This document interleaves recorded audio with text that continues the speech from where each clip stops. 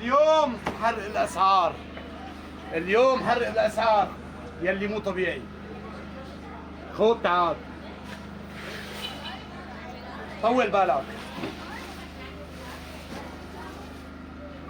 يعني بتصدق انه في كنزة بالعالم كله ب 35 اذا شاركت هذا الفيديو؟ بتصدق؟ بعد الله بتنزلوني كل يوم نحن بنجيب لكم بضاعة. شو معناتها؟ معناتها كل يوم بننفق، معناتها كل يوم بنبيع بتقوى الله. عمو الكنزة هي الرجالي يلي عم تنباع ب 100 ب 45 بتاخذها ب 35 اذا شاركت الفيديو. هي الوانها ما في وقت نرجيك موديلات، حنفتح وحده بس نرجيك موديلها شلون. شوف ما احلاها، كنزة هودي مطبوعة على وش وقفا، شايف؟ وهي الوانها ميديوم لارج اكس واكسين. هي الكنزة القطن المكفولة لقياسات الكبيرة. هي راح تكون بسعر 160، بتشارك الفيديو 150. هي قطن مكفولة. الكنزة الاسلانيك يلي جملتها بالسوق اليوم 150. هي الكنزة جملتها بالسوق اليوم 150 حتكون بسعر 140 ب 130 اذا شاركت الفيديو. الوانها بتجنن وقياساتها كبيره. هي طبعا قياساتها كبيره، هي ميديوم لارج اكس اكسين، وهي عندي بتكون ب 150 واذا شاركت الفيديو 140. هي القياسات الكبيره. طبعا كذا موديل هدول شايفين، قطعه خوجنه بتاخذ العالم. الالوان بتجنن، الالوان بتجنن. على فكره شكرا للقده تبع خرداوات يلي اعطانا الخزان نساوي فيه الفيديو.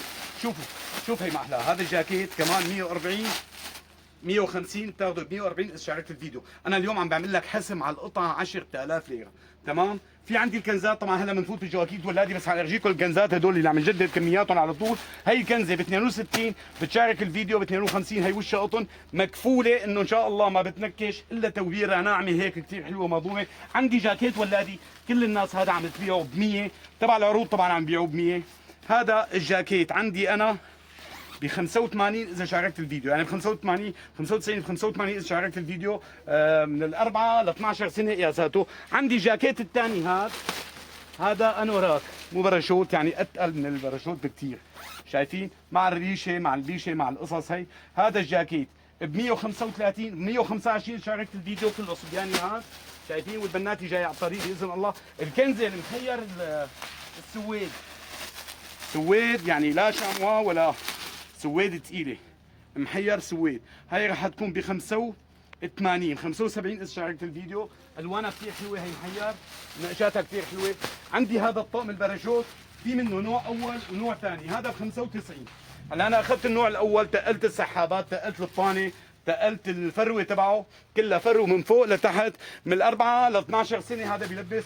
في منه صبياني وفي منه بناتي. هي نقشاته بتاخذ العقل. هذا يعني ما بدي اذكر اسامي، هذا شغل مين بصراحه. الاولاني كمان ما بدي اذكر شغل مين. هذا قطعه ثقيله تقلناها جوا برا فرو. هذا ب 95 ب 85 اذا بتشارك الفيديو. قطعه يعني للطلعه للنزله، قصه كثير حلوه.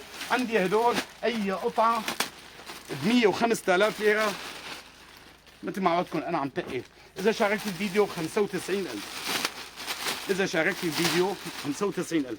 بس اليوم انت بتاخذي قطعه عن جد، يعني عن جد، يعني مثل ما بيقولوا دق لها ترقص. قطعه كثير حلوه. وهذا مكفول كله، الوانها بتجنن، شايفين؟ اليوم عم بطلع على شغله. شوفي على القطعه.